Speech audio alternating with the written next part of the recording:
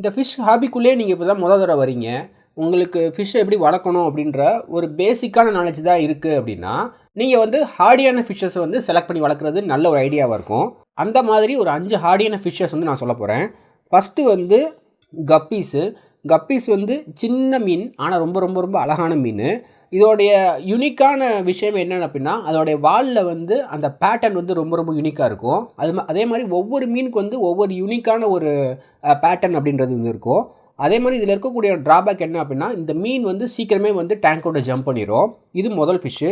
ரெண்டாவது மீன் வந்து மாலி.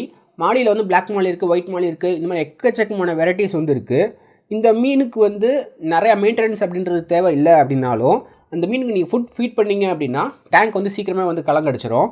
அதுக்கடுத்தது பீட்டா ஃபிஷ்ஷு. இந்த பீட்டா ஃபிஷ் வந்து இருக்கிறதுல ரொம்ப ரொம்ப ரொம்ப அழகான மீன்.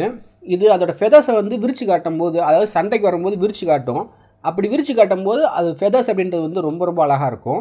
ஆனால் இந்த மீனில் இருக்கக்கூடிய ட்ராபேக் என்ன அப்படின்னா, ஒரு டேங்க்கில் ஒரே ஒரு மீன் மட்டும்தான் வைக்க முடியும். நாலாவதாக கோல்டு ஃபிஷ்ஷு. நம்ம எல்லாருக்கும் ரொம்ப ரொம்ப பிடிச்ச மீன். இது ரொம்ப ரொம்ப அழகான மீன், ரொம்ப ரொம்ப ஹார்டியான ஃபிஷ்ஷும் கூட. ஆனால் இந்த மீனுக்கு வந்து ஃபுட் ஃபீடிங் அப்படின்றது வந்து நம்ம ரெகுலராக வச்சுக்கணும். அதே மாதிரி டேங்க்குமே வந்து கரெக்டாக மெயின்டைன் பண்ணணும். இந்த மீன் பொறுத்த அளவுக்கு டேங்க் சைஸ் வந்து பெருசாக இருந்துச்சு அப்படின்னா நல்லது. கடைசியாக வந்து ஜீப்ரா ஃபிஷ்ஷு. ஜீப்ரா ஃபிஷ்ஷை பொறுத்த அளவுக்கு இது வந்து ஒரு யூனிக்கான ஃபிஷ்ஷு. இந்த மீன் வந்து பார்த்த உடனே எல்லாருக்கெல்லாம் பிடிச்சிடாது. ஆனால் ரொம்ப ரொம்ப ஹார்டியான ஃபிஷ்ஷும் கூட.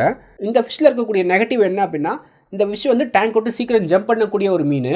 இந்த ஃபிஷ்ஷில் வந்து ஆல்பினோ அப்படின்ற வெரைட்டி இருக்குது. அதாவது மீன் வந்து ஃபுல் அண்ட் ஃபுல்லாக வெள்ளையாக இருக்கும். அந்த மீனுமே வந்து பார்க்கறதுக்கு அழகாக இருக்கும். இந்த மீன் வளர்க்கும் போது நம்ம ஒரு ஸ்கூலிங் ஃபிஷ்ஷாக தான் வளர்க்க முடியுமே தவிர, தனியாக ஒரு மீன் 2 மீன் வளர்க்குறது வந்து அந்தளவுக்கு நல்லா இருக்காது.